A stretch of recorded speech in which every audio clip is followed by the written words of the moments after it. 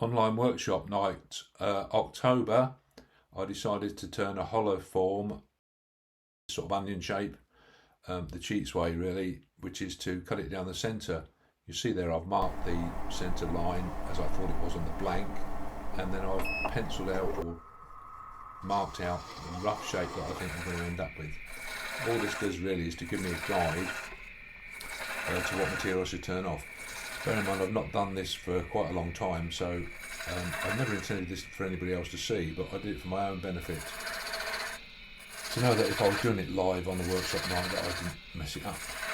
And everybody says don't make it boring, so what I did the Blue Peter style and tried to do it in 3 different sections. So here I am marking out the high and low points. Again, that's just a visual reference for myself until I get confident of what shape I'm going to make it. So that's going to be the sort of lowish point, that's the high point, and that's the dithery bit in the middle. What you'll see is, as I turn it, those lines become visible. You can just about see that in the video. And I'll turn to that first line, and then I'll stop the lathe and have a look and see what it looks like, and then we'll carry on and we'll do that as we go along. A little bit further to go. We're roughly getting that shape, that neck shape. Now, bear in mind it's far too big at the minute. But at the end we'll get down to the shape that we want.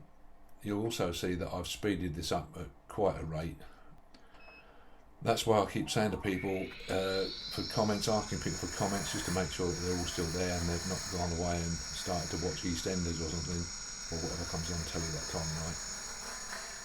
So we're up to the midpoint now, so we'll soon be at the maximum size that I've got for that blank, and that's the point. I really want to turn it to that point. I'm going down the other side now, and I've got to a rough shape there, checking for knots, a few marks.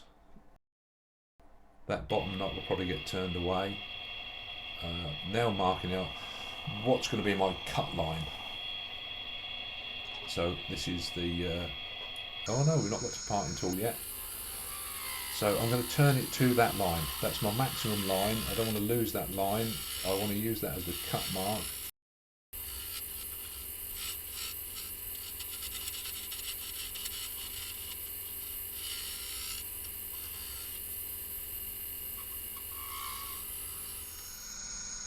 So parting tool, this is a fine parting tool, and initially I'm going to go down to a depth where the insert, so the top's going to insert into the base. That means if anybody just peer down, I mentioned on the night the dimple police, who you turn a hollow form and they shine their torch in and they go, or their phone, and they go, oh look at you, you've left a dimple in the bottom. Well, this way you can be sure, you can be proud that you've turned it all properly and the inside is as nice as the outside. So that rebate there now is the final finishing size. I'm not going to make that any bigger or any smaller, and so we need a nice clean face now to get through. At this point I turned the light on because I wanted to see exactly where I'd got to, because I didn't want to turn it all off. The parting tool, I used a little pull saw. I'd quite like a Japanese proper pull saw. This is one of the cheap £7 ones from maybe at the shop, I think. I moved the light there. I don't know why I did it on the night, but I'm glad I did, because it's important that you make that cut as clean as you can, because when you join them back together again you want a nice clean cut on it. And so keep the saw up, dead upright. Took the pressure off a little bit there. Don't want it to nip up. I want it to push the saw out of alignment. Can't see what I'm doing. And now measuring that. So this is going to be the finished size, and we transfer that measurement onto the base or the bottom of the vessel. So again, making sure you're doing it safe. Do it however you think's best. You can either measure it, go from centre outwards. I mark it with a pencil just to be safe. I do try and do all the things that I will say about in the club. I do try and do that, which kind of proves this. I've not intended this to see anybody to see this, but obviously I do it. I try and turn the lathe off if I move the tool rest. I try and be as safe as possible. I'll tend to cut myself with a Stanley knife when I'm doing another job. That's just plain stupidity. But nice sharp tool. And I don't know, I keep saying I don't know whether it's the right way. It's just the right way that I do it. And at the end of the day, you've got to do it the way you feel safe, the way you like to do it best. If I pick any tips up, which I do obviously on the night, I quite often pick up a few really good tips from people, and I'm pleased with that. So parting tool, and I'm going just inside the line there. That gives me a shoulder to work to, again, because I don't want to go past that line. If I do, then all this work's wasted. It's a piece of apple. I don't know if anybody asked me what it was on the night. So it's a piece of apple, and I've had it probably for about 10 years stuck under my lathe, I think. I've got bits of wood laid about all over the place, so some are dry, some are wet. Finishing off now with a scraper. Somebody asked me what sort of scraper it was because it looked like a negative rate, but it isn't. It's just a curved, flat, basic scraper. Again, bought second hand from somewhere because that's what I like doing. I bought one or two new tools. I've got to buy one or two more because they're worn out.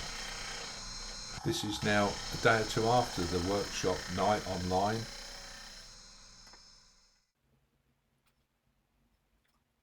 And just refining that down, taking as much effort as I can to make a good finish, although hopefully nobody's ever going to see inside here.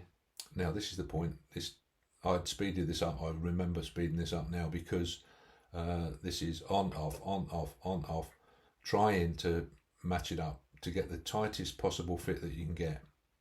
There's not much background noise, workshop noise on this half. The camera that picked up the first workshop sound didn't actually pick up very much on this second section. I think I was just sanding out a tiny little bit on the inside there.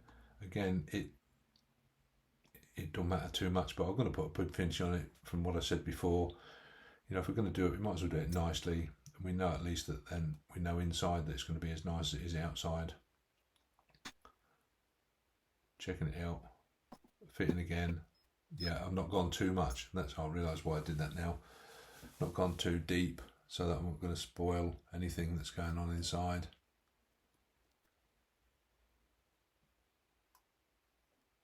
I could have speeded this up, I think. Oh, perhaps I was just showing that I was going through all the grits. Just to be right. You might as well do it right if you're going to do it at all.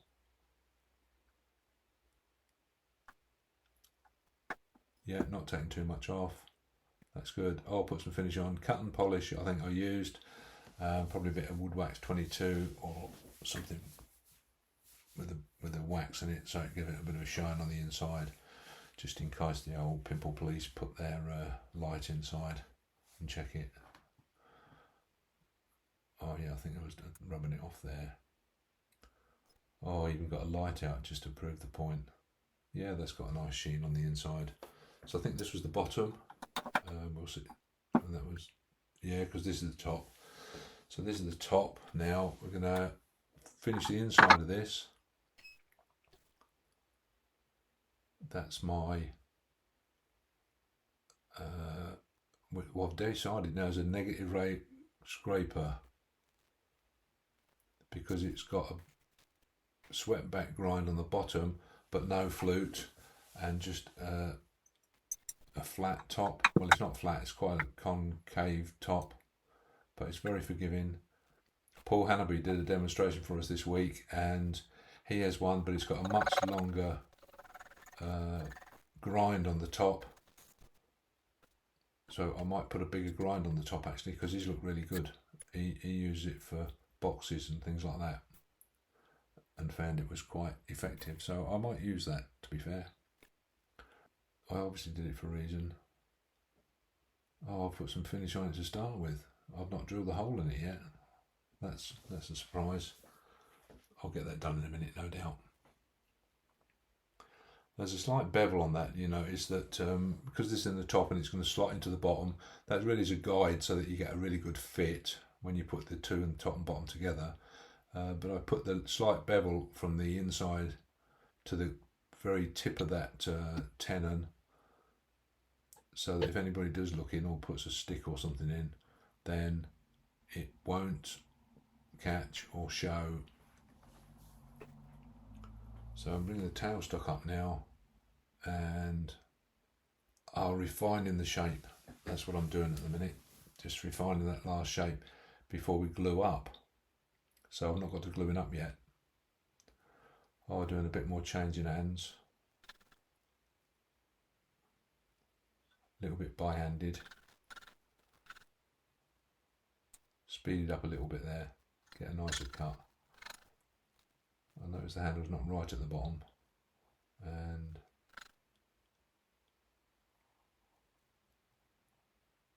I did a lot more of that, and then some more sanding. I think this was before we put the glue on, so we want to make sure we've got a good join, and then if you sand it right back to wherever you see where you're going to join, what your join mark's going to be.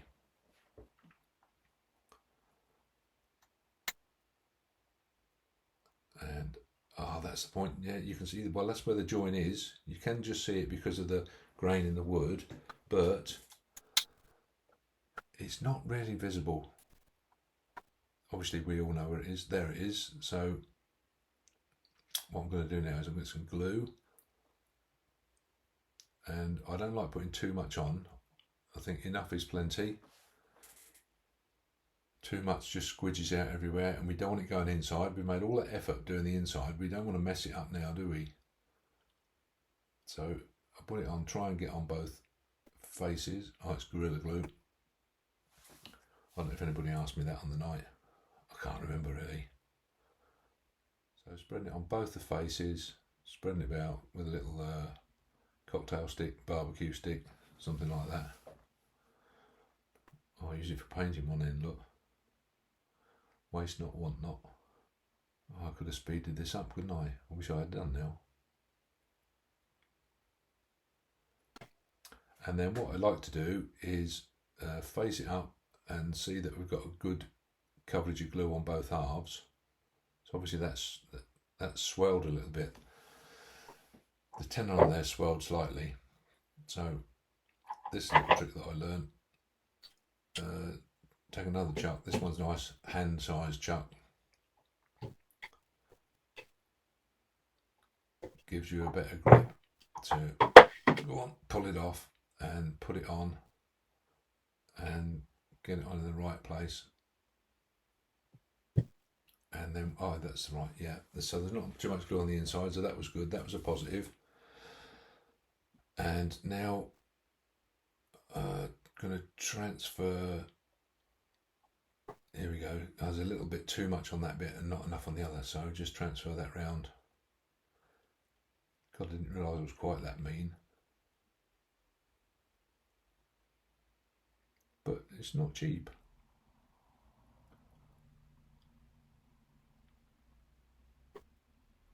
And now we're going to try, this will be hopefully the final fit. That don't look square to me, but no, it didn't look square to me then either. So pushing on. There is a little bit of sound. I keep picking up a little bit of workshop sound, but not very much.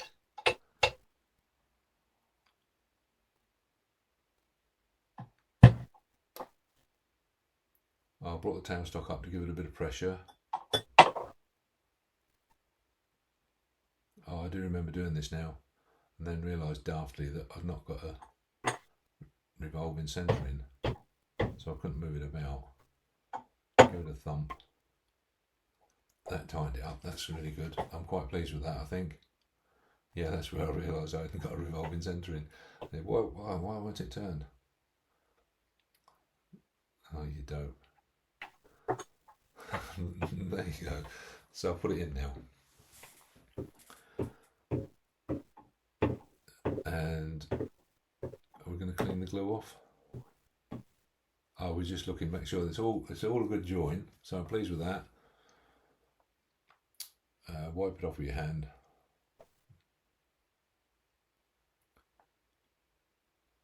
Hands are nice and dry by now, covered in sawdust, all that sanding. Oh, more sanding. Talk about sanding.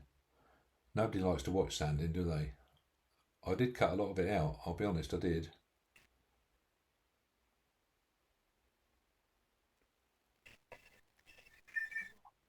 I seem to remember it turned out to be a good join.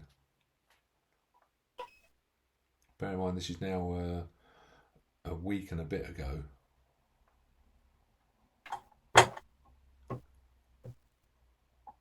There's a few little knocks and taps in there, but not much, is there? Now I think at this point, I'm not sure if I left it to dry at this point. I will have left it to dry at this point on the night and moved on to the Blue Peter one where I'd actually made one up to this point. So when we turned the neck out of the new one on the night and finished it off. But this is one, I can't tell you now if I've, see I'm getting confused a bit which bit this is. Oh, I've turned it round this, yeah I've turned it round, look it's re-chucked in with the base and going to shape off the neck, that's right, I remember it now. The reason I did that was when I did my first one, I turned the hole, I cut the hole from the inside. Somebody suggested that wasn't a good idea because maybe when I re-chucked it this way around, that the holes wouldn't be centralised. As it happened, they did on my pre-made one. There's that forgiving scraper again. As it happens, on the night it did, and when I did this one I remember that it didn't, and I had to shape it just a little bit with a gouge I think. So we're on last leg towards finishing now, final sanding, final shaping. Now let's hide that joint completely. How are we going to do that? With some super glue. I don't really think there is much of a gap there, but I just found in the past if you just let a little bit of super glue just go over the hole. Oh, there's a knot there, yeah, I'll cover that knot up as well. Forgot about that. Just enough to seep in, the real thin CA glue will seep into that join, if there is a join. The glue that we put in, the Gorilla Glue we put in initially, should have done it. Oh, they are. Soon, yeah, put it on. Look, it's a bit of. God, I've had that little tube Loctite. I've had that for ages, and it's nice and really thin. So I don't use it all the time. Only that one, and then let it dry, sand it back. That's only a fine sand. That I didn't do all the proper big sanding again, and it was enough. Now we've got to drill the neck out now. This is what I was saying earlier on. The Blue Peter one I did, I drilled it from the inside out and found that it was central. Now if you look at that, they're just not quite central. But because I was still shaping the neck, it turned out to be fairly central in the end. So nobody will ever know the difference. I'm told I was just lucky in the first instance when I did it the first time. So perhaps I was, perhaps I wasn't. I wonder really whether I should have sped this up a little bit. But it's quite delicate, this part. Bear in mind it's hanging out a long, long way. Oh, I did cut a bit out, look, that's good. And then I wanted a smaller neck on it. Well, we've got a little bit of workshop noise. Some people like a bit of noise. I know Zoom cuts all the sound out. And because I hadn't recorded it properly, I didn't mean to record it, put it that way, just the camera's picked it up. We got some sounds sometimes and not others. Not sure what gouge that's I'm using.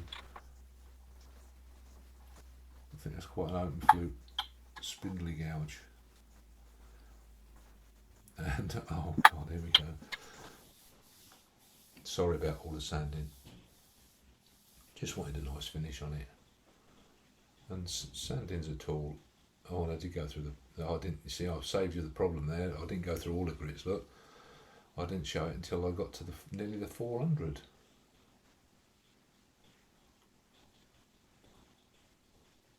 That's it, put it away. I still got my watch off, look. I was being a good boy. Somebody asked me the other day why I'd got a duck board in the workshop to keep my feet warm. I've got one of those rubber mats at the bottom that looks like the steel with tread on it. I can't remember what it's called. And then the duck board to keep my feet warm in the winter. So I put some sanding sealer on, and then we made a ram chuck on the night. So to show how you take the bottom off. I did that on the night just to show how to take the bottom off. I'm sure everybody knows how to do it, but I did it anyway, just in case. And then make sure you get a really good fit, because there's not a lot of friction in there.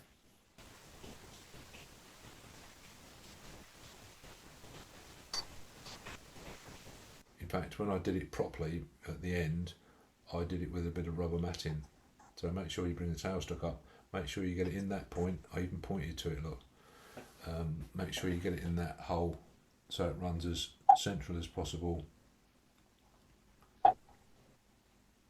It looks a bit wobbly, but it works out fine. You'll find it works out fine. And then cut it down to as thin as you dare, or as thin as it's safe, and then just sand it off. You see there was a little bit of slippage, but that's fair enough. Better it to slip than to catch you out, because that's where it could end up. If you get caught out, that's then slightly annoying.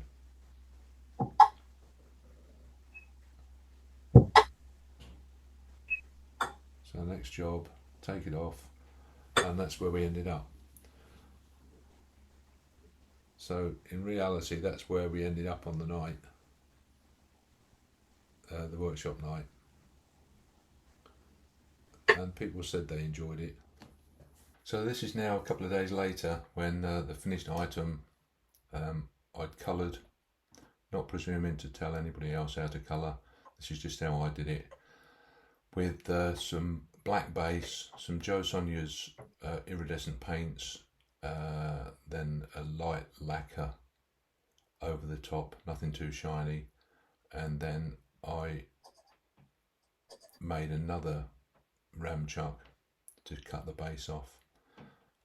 I realised at this point that I got some slippage, so I changed that and put a piece of rubber matting on, which stopped the slippage. I still got a little bit, but not too much, to be fair. So again, cut down as far as you can, taking careful, not too much pressure.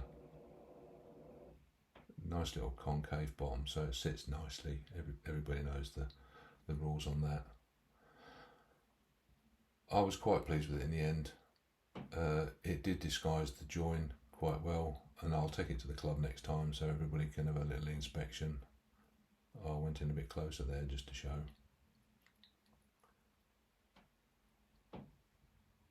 I could probably speed this up a little bit actually. You can see the colour there a little bit better. And just dismantling, taking down. Oh, we've got to take that little nub off the bottom now. So I just put a little sandy mandrel in. Use your grits.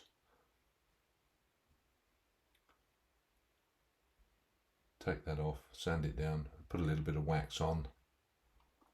A nice finish. And yeah, quite a nice finish.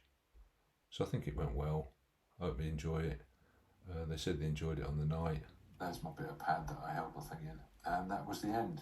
And that was the final finished piece. So I was quite pleased with it. If it's been a help, then I hope you enjoyed it. Thank you.